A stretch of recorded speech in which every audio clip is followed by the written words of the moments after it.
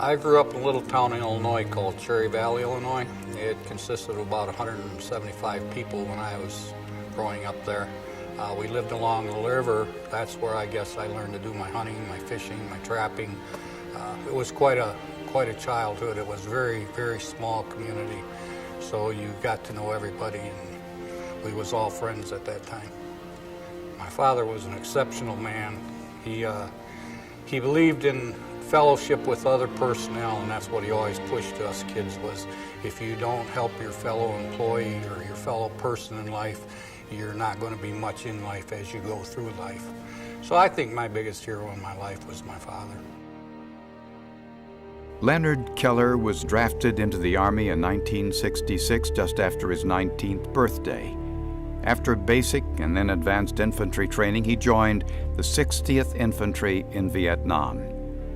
Keller's unit was stationed at a large base on the Mekong Delta that saw almost constant action. On May 2, 1967, Keller and his company were sent to rescue a forward company that had come under heavy attack by the Viet Cong. A company in front of us happened to walk into an ambush. I think out of the company, they lost 2/3 of their company immediately, and then the rest of them was pinned down. They called us in as a backup. We sat there for quite a while, probably 3 or 4 hours while they bombed the positions. Well, when we got up to do the frontal assault, there was a lot more of the Vietnamese than they thought there was, so they called a retreat. The command did tell us to withdraw. There was a point where we could go either way, and I think what it is when you're laying there or sitting there and you're hearing other kids, and I was a kid at that time, screaming and crying that they want their mother, and the only thing that's hurting them is what's on the other side of that rice paddy. I have to do something about it. I'm just the kind of guy that I'm going to do something. If you don't want to do something, get out of my way, because I'm going to have to do it. There was another fellow with me. His name was Raymond Wright.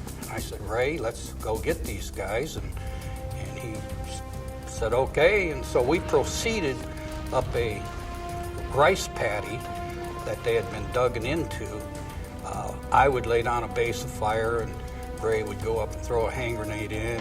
He would lay down a base of fire, and I'd go up and throw a hand grenade in. We just continued to do this till we got behind the enemy lines. Once we done that, we just put them in mass confusion, and they just did not know which way to go. And we was fortunate enough to break up the enemy line enough that once we did get past it, we started shooting them from the back side of their protection. They started breaking ranks and going in different directions. Well, we was getting low on ammunition, Raymond and myself both. The actual fighting didn't cease.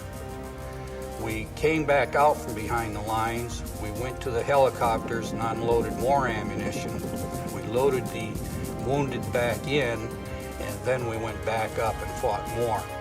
Keller and his comrade had destroyed 7 enemy bunkers by the time their assault reached the tree line. Once there, they forced a number of enemy snipers who had been ravaging their unit to flee. Soon after, the remaining North Vietnamese force abandoned the area. So I'd gotten out of the service. I'd went out to California. I'd been out there 7 or 8 months when the CIA come knocking on my door and said the president was looking for me. At that time, they took me back to Illinois. I picked up my family. We went on back to Washington, D.C.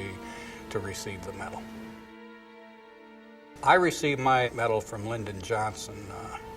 He's quite a guy. He had the Silver Star on his chest.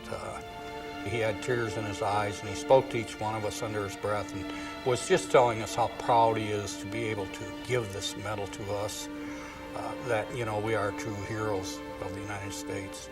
And at 20 years old, it's kind of hard to comprehend. It's a gift that I've got from my fellow veterans. I know it had to go through Congress. I know it was given to me by a president. But it was my fellow veterans that was there that wrote the little stories that they wrote, that all believed, and they believed in their hearts in what they saw, and took the time to say, thank you, Len, thank you. You may have saved somebody's life, and hopefully I had done that.